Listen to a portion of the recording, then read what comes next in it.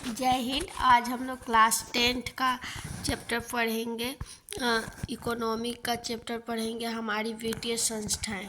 वित्तीय संस्थाएं, वित्त मतलब पूंजी से होता है। भूमि, इसके बारे में हम लोग पिछले चैप्टर में देखे, लेकिन थोड़ा सा भी देख लेते हैं। भूमि, लगान, श्रम, मजदूरी, पूंजी, ब्याज, संगठन, वेतन, लाभ या हानि, साहसी। वित्त की आवश्यकता की पूर्ति। संस्थाएं, जो वित्तीय संस्थाएं होती है वो क्या करती है? वो वित्त की आवश्यकता की पूर्ति करती है। और वित्तीय संस्थाएं दो प्रकार के हैं, राष्ट्रीय वित्तीय संस्थाएं और राज्य वित्तीय संस्थाएं। राष्ट्रीय वित्तीय संस्थाएं का एग्जाम्पल RBI, SBI, और राज्य वित्तीय संस्था का एग्जाम्पल होगा RRB, BSC। राष्ट्रीय वित्तीय संस्थाएं दो प्रकार के होती है। राष्ट्रीय वित्तीय संस्था, एक भारतीय मुद्रा बाजार जिसे RBI बोलते हैं, भारतीय पूंजी बाजार जिसे SEBI बोलते हैं। भारतीय मुद्रा बाजार में जो है संगठित क्षेत्र और वाणिज्यिक बैंक और निजी बैंक इत्यादि, और असंगठित क्षेत्र में आता है सेठ, साहूकार और वाणिज्यिक बैंक। बहुत इम्पोर्टेंट है क्लास 10th के अनुसार। ये दो प्रकार के बैंक दो प्रकार की कार्यों को स्वीकार करती है। एक जमा स्वीकार करती है, दूसरा लोन या ऋण देती है। इसमें हम लोग अस्थायी खाता, चालू खाता, संचयी खाता, आवर्तीय जमा करते हैं, जैसे fix deposit, current account, saving और जो ऋण होता है ओवरड्राफ्ट अधिवर्षीय होता है या शॉर्ट टर्म के लिए मिलता है। जो हम लोग सेठ और साहूकार वाला है वो गांव के सभी बच्चे या सभी लोग जानते हैं कि उसका जो दर होता है, रेट कितना ज़्यादा होता है। और सेठ और साहूकार से अगर आप लोन या कर्जा लेकर कोई भी काम करना चाहेंगे तो हो नहीं सकता, क्योंकि उसका जो ब्याज होता है इतना ज़्यादा देना पड़ता है। इसीलिए हम लोग बैंक से लेना और देना आसान और सहज लगता है। अब हम लोग देखेंगे कुछ बुक का लाइन में डिफिनेशन, वो तो सरल भाषा। वित्तीय संस्थाएं, वित्तीय संस्थाएं, इसके बारे में हम लोग पॉइंट देखते हैं। वित्त से अभिप्राय कार्य के चलाने के लिए आवश्यक पूंजी से।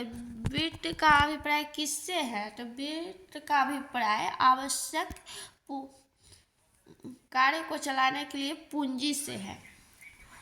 उत्पादन में पूंजी की आवश्यकता दिन प्रतिदिन के खर्चों को पूरा करने के लिए, पूंजीगत आवश्यकताओं के लिए, मजदूरों को वेतन देने के लिए एवं कच्चे माल खरीदने के लिए होती है। वित्त की इन जरूरतों को पूरा करने वाली संस्थाएं को वित्तीय संस्थाएं कहलाती है। वित्तीय संस्थाएं हमारी आर्थिक संरचना के महत्वपूर्ण अंग हैं। वित्तीय संस्थाएं जो देश के लिए वित्तीय और खास नीतियों का निर्धारण एवं निर्देशन करती है तथा राष्ट्रीय स्तर पर वित्त प्रबंधन के कार्य का संपादन करती है।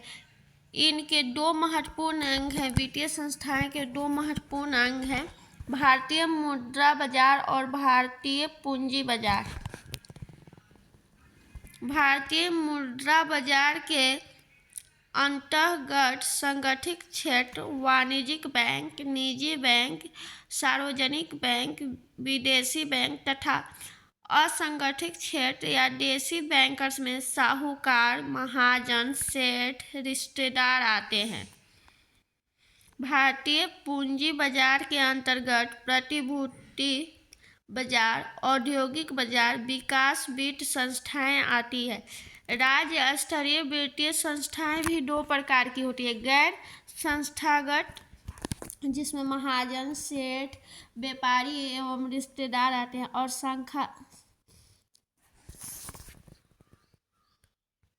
संस्थागत वित्तीय संस्थाएं में सहकारी बैंक, भूमि विकास बैंक, व्यवसाय बैंक, क्षेत्रीय ग्रामीण बैंक, नाबार्ड एवं अन्य।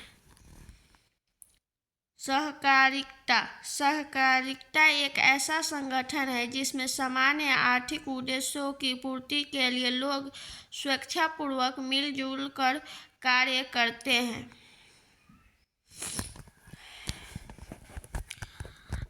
जैसे सहकारिता मतलब 10-15 लोगों का समूह बनाए और वहाँ पे पैसा जमा किया और जिसे कमेटी बोलते हैं, जीविका बहन, और पैसा जमा करते हैं। जब जिसको ज़रूरत पड़ती है तो उससे पैसा निकालते हैं बहुत ही कम लोन पे और एक दूसरे की सहायता करते हैं। व्यावसायिक बैंक के मुख्य 4 प्रकार होते हैं: जमा राशि को स्वीकार करना, ऋण प्रदान करना, सामान्य उपभोक्ता संबंधित कार्य, एजेंसी संबंधित कार्य। स्वयं सहायता समूह यह ग्रामीण क्षेत्र में 10-15 व्यक्तियों का एक समूह है जो बैंक से लघु ऋण लेकर पारिवारिक जरूरतों को पूरा करते हैं एवं गांव के विकास में अपना योगदान देते हैं। Reserve bank of India (RBI) यह देश का केंद्रीय बैंक है। इसकी स्थापना RBI की स्थापना 1 अप्रैल 1935 ईस्वी को हुई थी। यह देश की संपूर्ण बैंकिंग व्यवस्था पर नियंत्रण करता है। हमारी अर्थव्यवस्था में बैंकिंग के महत्व को देखते हुए सरकार ने 1969 ईस्वी में 1969 ईस्वी में देश के प्रमुख व्यावसायिक बैंकों का राष्ट्रीयकरण किया। जिस समय 1969 में 14 बैंकों का राष्ट्रीयकरण हुआ। सार्वजनिक बैंक क्षेत्र ऐसे बैंक जिनका 50% से अधिक हिस्सा सरकार रखती है उसे सार्वजनिक क्षेत्र के बैंक कहते हैं। और 1969 में 14 बैंकों का राष्ट्रीयकरण हुआ था व्यावसायिक बैंकों का, और 1980 में 6 बैंकों का राष्ट्रीयकरण हुआ। भूमि विकास बैंक की स्थापना 1929 ईस्वी में की गई। यह बैंक किसान को दीर्घकालीन ऋण की आवश्यकता को पूरा करती है। क्षेत्रीय ग्रामीण बैंक की स्थापना 2 अक्टूबर 1975 ईस्वी में की गई। NABARD national agriculture bank for rural development राष्ट्रीय कृषि और ग्रामीण विकास बैंक की स्थापना 1982 ईस्वी में की गई। रोजगार एवं सेवा। रोजगार के संदर्भ में कार्यबल मतलब काम और श्रम में अंतर है। श्रम में सिर्फ ऐसे व्यक्ति को शामिल किया जाता है जो काम कर सकते हैं, साथ ही काम करने की जिज्ञासा रखते हैं, जबकि विभिन्न उत्पादक क्रियाओं में लगी कार्यशील जनसंख्या को कार्यबल की संज्ञा दी जाती है। भारत में श्रम बल की अधिकता एवं कार्यबल का अपेक्षाकृत निम्न होना बेरोजगारी का समस्या को दर्शाता है। रोजगार एवं सेवा एक दूसरे के पूरक है। आर्थिक क्रियाकलाप में मुख्यतः 3 क्षेत्र हैं: प्राथमिक क्षेत्र, द्वितीयक क्षेत्र एवं तृतीयक क्षेत्र। प्राथमिक क्षेत्र में वे आते हैं जो कृषि, मछली पालन, वाणिज्य, ये सब प्राथमिक क्षेत्र में आते हैं। द्वितीयक क्षेत्र में जो प्राथमिक क्षेत्र से हमें प्राप्त होती है उससे हम लोग बदल कर और सस्ती को हम लोग महंगी वस्तुओं में बदल देते हैं, उससे द्वितीयक क्षेत्र कहते हैं। जैसे आलू से चिप्स का बनना, आटा से बिस्किट का बनना। एवं तृतीयक क्षेत्र में वे सब कार्य आते हैं जिससे हम लोग सेवा देना कहते हैं। जैसे बैंक में काम करना, यह एक सेवा है। और द्वितीयक क्षेत्रों का जो भी हम लोग बिस्किट कुरकुरे उत्पादक किए हो, उसको तो ऐसा नहीं ना है कि हम लोग टोकरी में रखकर और माथे पर लेकर घूमेंगे, वैसे तो कंपनी लॉस में ही आ जाएगी। तो इसलिए तृतीयक क्षेत्र उसको वाहन देती है, परिवहन में मदद करती है, एक स्थान से दूसरे स्थान तक पहुंचाने में। भारतवर्ष में अधिकांश कार्यबल प्राथमिक क्षेत्र एवं खासकर कृषि कार्य में लगे हुए हैं। और घरेलू सीमा उत्पादन जीडीपी तृतीयक क्षेत्र के अंतर्गत सेवा क्षेत्र प्रमुख है। सेवा क्षेत्र का सकल घरेलू उत्पादन जीडीपी में 55.1% योगदान है, जबकि कृषि और उद्योग दोनों मिलकर मात्र 44.9% है। सेवा क्षेत्र का विकास मुख्यतः कृषि और औद्योगिक उत्पादन में व्यापक अनिश्चितता है। प्रमुख सेवा क्षेत्र दो है, सरकारी सेवा क्षेत्र और गैर सरकारी सेवा क्षेत्र। गैर सरकारी सेवा क्षेत्र सरकारी सेवा के अलावा अन्य किसी स्रोतों से प्राप्त रोजगार जो निजी क्षेत्रों के द्वारा उपलब्ध कराए जाते हैं गैर सरकारी सेवा के अंतर्गत आते हैं। जैसे स्वरोजगार, निजी कंपनी में काम करना। वैश्वीकरण, अर्थव्यवस्था एकीकरण। वैश्वीकरण विभिन्न देशों के बीच तीव्र प्रक्रिया है। यह अधिका विदेशी निवेश और विदेशी व्यापारों के द्वारा संभव हो रहा है। बहुराष्ट्रीय कंपनियां वैश्वीकरण की प्रक्रिया में प्रमुख भूमिका निभा रही है। वैश्विक स्तर पर देश के बीच उत्पादन को संगठित करने में प्रौद्योगिकी, विशेषकर सूचना प्रौद्योगिकी ने एक बड़ा भूमिका निभाई है। व्यापार और निवेश के उदारीकरण ने व्यापार और निवेश के अवरोधों को हटाकर वैश्वीकरण को सुगम बनाया है। वैश्विक उदारीकरण मतलब आज़ाद करके।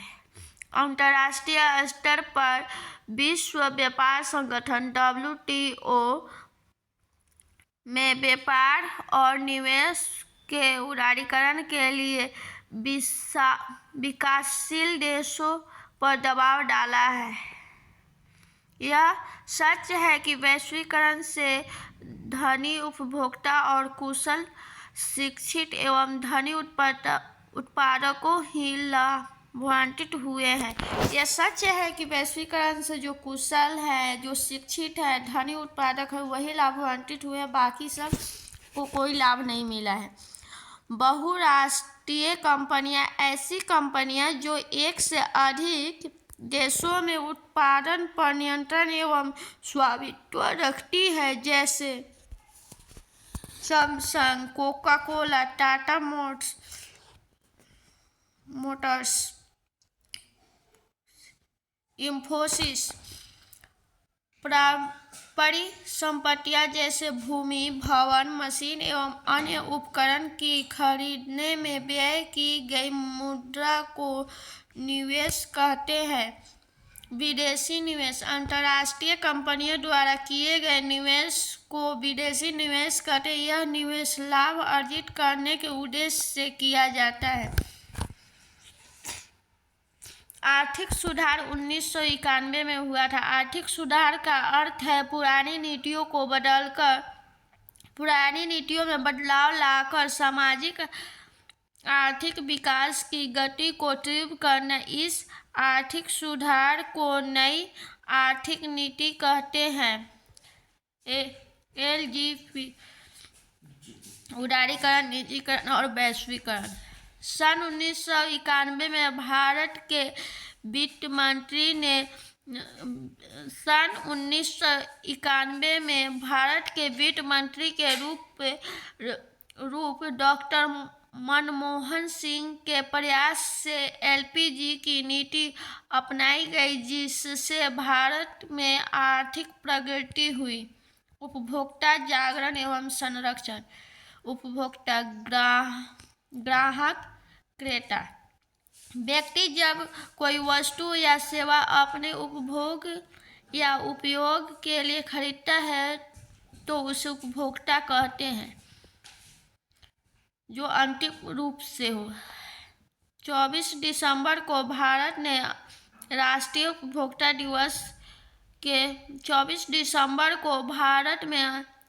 उपभोक्ता दिवस के रूप में मनाया जाता है। 1986 में इसी दिन भारतीय संसद ने उपभोक्ता संरक्षण अधिनियम पारित किया था। विश्व उपभोक्ता अधिकार दिवस 15 मार्च को मनाया जाता है। उपभोक्ता संरक्षण अधिनियम को संक्षेप में कोपड़ा कहते हैं। उपभोक्ता संरक्षण अधिनियम के अंतर्गत उपभोक्ताओं के हितों की रक्षा के लिए सरकार द्वारा 3 उपाय किए गए: कानूनी उपाय, प्रशासनिक उपाय, तकनीकी उपाय। भारतीय मानक ब्यूरो BIS को पहले भारतीय मानक संस्थान ISI के नाम से जाना जाता था।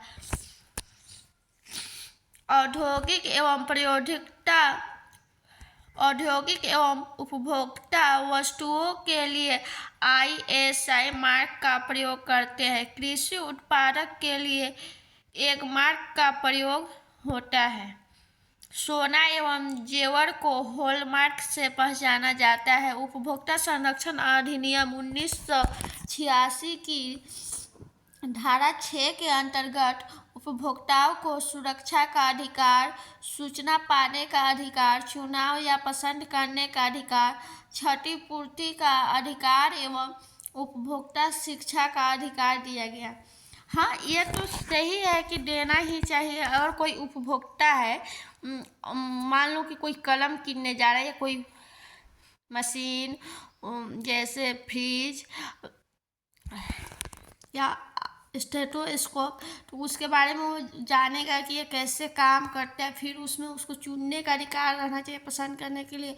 कोई कपड़ा ही खरीदने जाते हैं तो हम लोग कलर देखते हैं, फिर उसमें कोई कटाव हो या कोई उसमें इलेक्ट्रिसिटी वाला है तो उसमें कोई इलेक्ट्रिक बाहर पास हो रहा हो तो उसके बारे में जानने, और जो उसके कारण अगर कोई इलेक्ट्रिक या आग पकड़ लिया, उसका जो भी क्षति हुआ तो उसको वापस करने का, और उसके बारे में ये कैसे चलेगा, ये कैसे करना, उसके बारे में ग्राहक को बताना, यानी उपभोक्ता को बताना बहुत ज़रूरी है। शिकायत कहाँ करें? अगर इसमें कोई कमी है तो उपभोक्ता शिकायत कहाँ करे? जिला फोरम। यदि क्षतिपूर्ति की राशि 20 लाख रुपया तक हो तो उपभोक्ता जिला फोरम में जाकर शिकायत कर सकता है। राज्य आयोग। यदि क्षतिपूर्ति की राशि 20 लाख से 1 करोड़ तक की हो तो उपभोक्ता राज्य आयोग में जाकर शिकायत करेगा। राष्ट्रीय आयोग। यदि क्षतिपूर्ति की राशि 1 करोड़ से अधिक हो तो वह राष्ट्रीय आयोग में जाकर उपभोक्ता शिकायत करेगा। मानवाधिकार आयोग। यह मानवीय अधिकारों की रक्षा एवं उनके हितों की सुरक्षा प्रदान करती है। सूचना आयोग। उपभोक्ताओं को वस्तुओं एवं सेवाओं से संबंधित सूचना प्राप्त करने के लिए संगठित किया गया है। बस आज के वीडियो में इतना ही। इससे आगे अगले वीडियो में बताएंगे। Thank you so much.